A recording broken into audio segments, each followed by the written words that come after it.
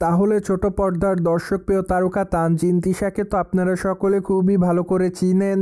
কেননা তানজিন তিশা তার কেরিয়ার এরই মধ্যে শতাধিক নাটক উপহার দিয়েছে তিনি তার ভক্তদের। তাই তো এই তারকা তার অভিনয় গুণে তার ভক্তদের মধ্যে আলোচনায় থাকেন সর্বদাই।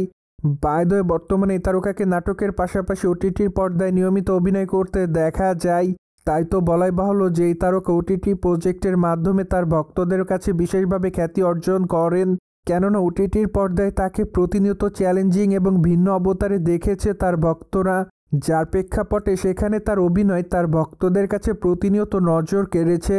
তাই তো এই তারকা তার ভক্ত অনুরাগীদের মধ্যে আলোচনায় ছিলেন সর্বদাই।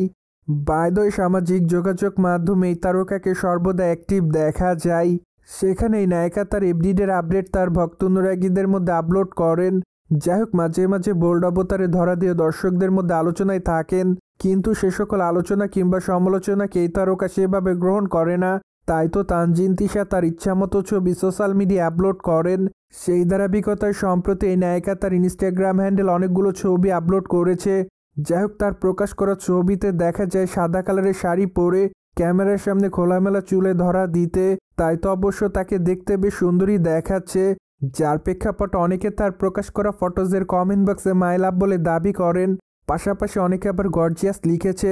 তাছাড়া অনেকে আবার তাকে গ্ল্যামার কুইন বলে দাবি করেন। মোরওভার অনেকে আবার তাকে লাভলি লিখেছে, কেউ কেউ আবার অ্যামেজিং লিখেছে। তাছাড়া অনেকে আবার তাকে প্রিটি গার্ল বলে দাবি করেন, কেউ কেউ আবার অসাধারণ লিখেছে। যাই হোক, আপাতত এই নায়িকা তার ভক্ত অনুরাগীদের মধ্যে এভাবে আলোচনাতে এসেছে।